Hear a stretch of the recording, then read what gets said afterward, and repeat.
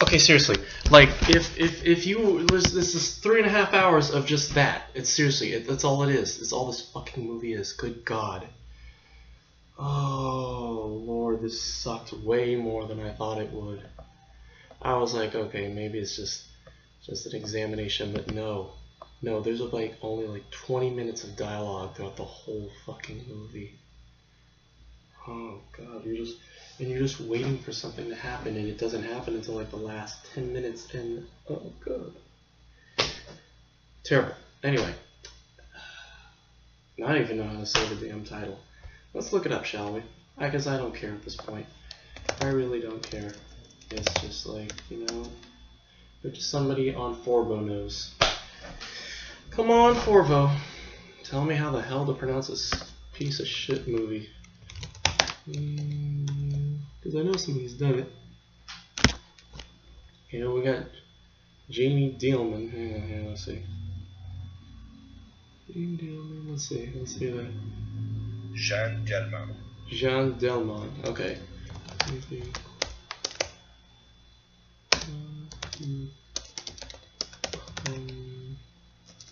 Alright, so I say 23.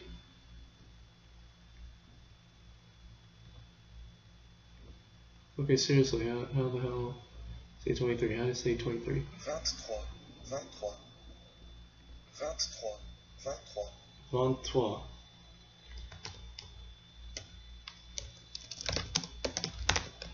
See, this review is just as boring as the Du commerce. Commerce. You say 1080. See, this review is just as boring as the, you know, movie. 1080. 1080. Oh. Okay, nothing. French, here we go.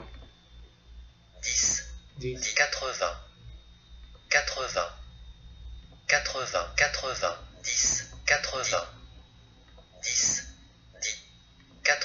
10, 80. 10, 80. Bruxelles. Hello there, CriterioNate number 484. Chantal Ackerman's Jeanne Dielman 23 Quai de Comer 1080 Bruxelles. 1975, 201 minutes, color Manola, French, blah, blah, blah. Oh my God. Stupid movies. I swear, this is just terrible. All this is terrible. And it just got re-released, too, a couple months ago. And I'm like, why? Why, oh why, oh why? People love this movie. And it's dumb. It's terrible. It's just this woman wandering around, living her life, and then she kills some guy. She kills the guy she's fucking at the end, and that's it. She lives with her son, and I guess her son lives with her. And they barely talk. That's the thing. It's like, you see her... It's shot in more or less real time, you know. You see her like wandering through the shops, and then she goes to eat at her restaurant, and I guess the movie takes place in the course of 3 days. And as the days go on, she, I guess, loses her mind. I don't know if this is supposed to be, I guess they group this with Repulsion, about women who go crazy, you know. So yeah, it's just this woman who lives with her son, and they do the same thing every day, basically.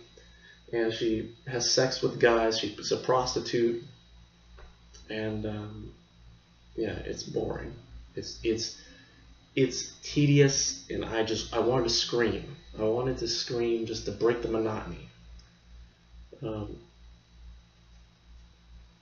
Because that's all it is. It was literally almost 3.5 hours of this woman like making breakfast, and then she folds the clothes, makes the bed, takes a bath, you know, gets ready for bed, and then she, you know, opens the door, gets ready, lets the men in. We don't see her fucking until the very end, because obviously, like, she, you know, at the end, you know, she's fucking the guy, and I think she doesn't want it anymore, but he ends up finishing, and she gets up and he lays down, and she grabs a pair of scissors and stabs him, and And then she sits at the table and just looks miserable. And well, it's raining outside apparently or something.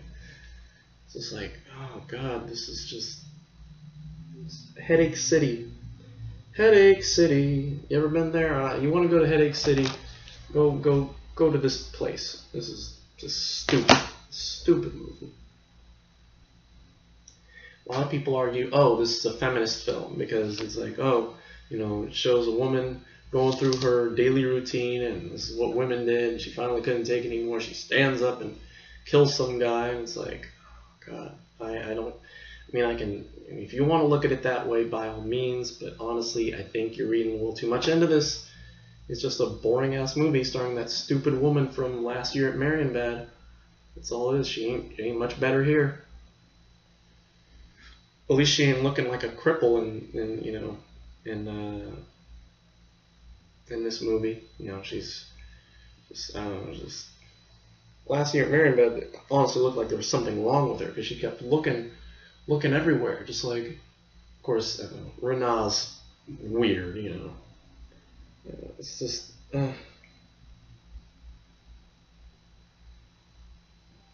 sometimes I just can't talk about how bad these movies are. It's just, God. But anyway, I seriously thought that, like, my first impression, I thought, okay, there's going to be a lot of dialogue. She's going to be talking about herself. Like, I thought, okay, that's the big thing. It's a big monologue. But no, it's literally just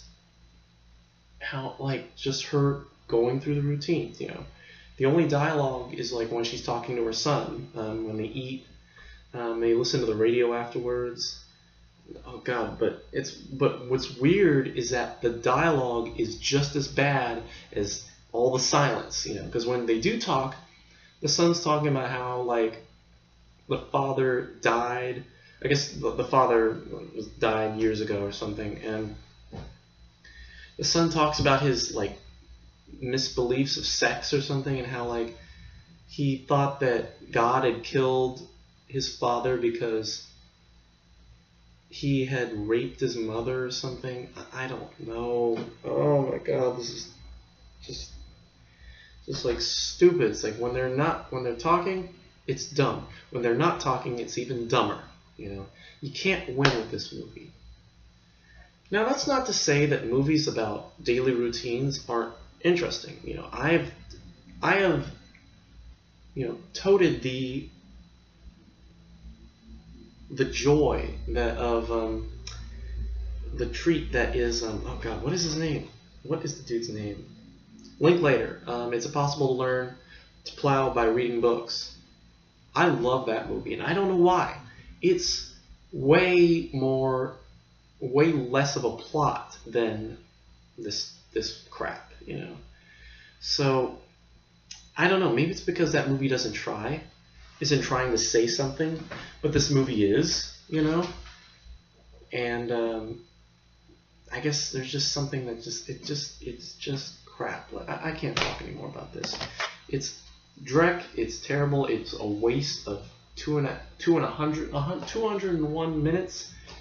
It's like, good God, I thought The Human Condition was going to be tedious, but no, at least The Human Condition was interesting. And it was 9.5 hours long. Oh God, but this is like 3.5 hours, and it was the most terrible.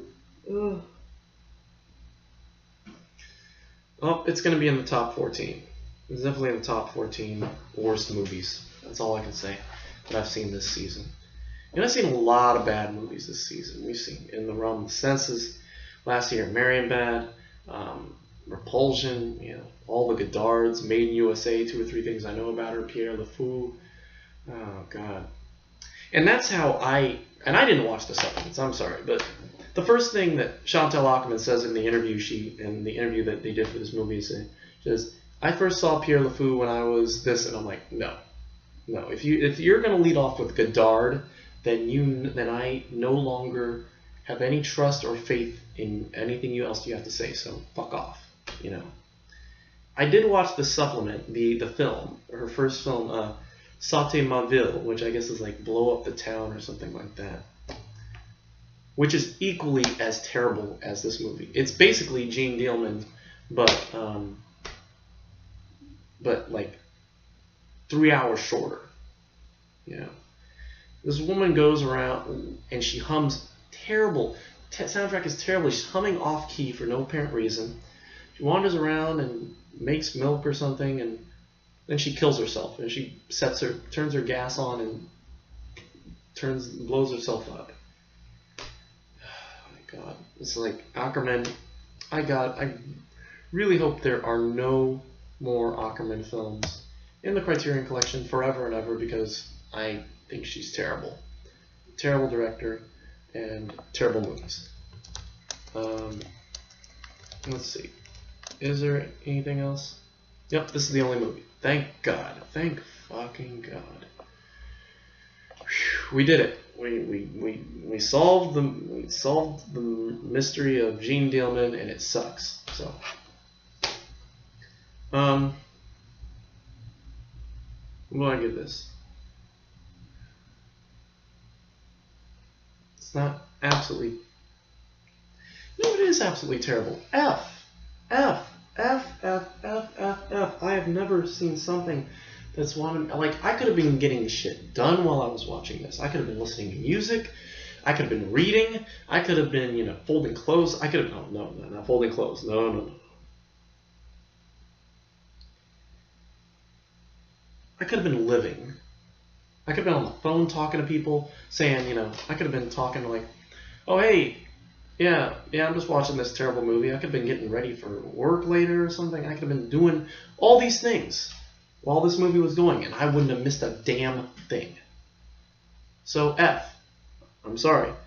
Fight me. But this sucks. Yeah. As I mentioned, the supplement. Who gives a shit about the supplements? Anyway. So, Jeanne Dielman, 23 quad de Comer, 1080 Bruxelles sucks. F. Fuck it. Speaking of fuck it. Speaking of suck it. Chloe Sevigny. No.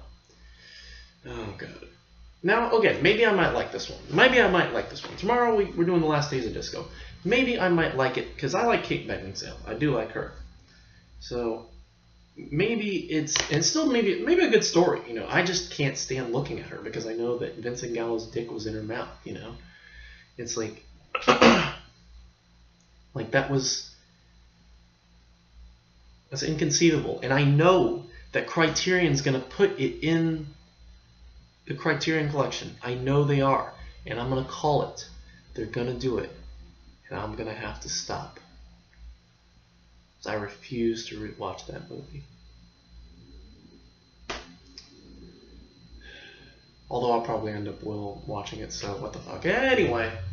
So yeah, tomorrow, Last Days of Disco. Yeah. So anyway, that's it for me. Thank you for watching. Don't either, if you're gonna make a silent film, make it silent or put some fucking dialogue in your movie. If you're gonna make a silent film, don't make it 3 hours unless it's The Birth of a Nation. That movie's, how long is Birth of a Nation? That's like 9 hours long or something like that. Birth of a Nation. How the fuck long is that movie? Let's see. It's 133 to 195 minutes. Oh, so running time is interesting. Okay, so yeah, it's basically almost as long as Jeanne Dielman. So yeah, make a silent film or don't. But don't put some hybrid. And if you're gonna put dialogue in your silent film, make it interesting and don't make it all artsy fartsy crap, that nobody gives a shit about, So there. Anyway, that's it for me. Thank you for watching. We'll see you all tomorrow for The Last Days of Disco. And until then,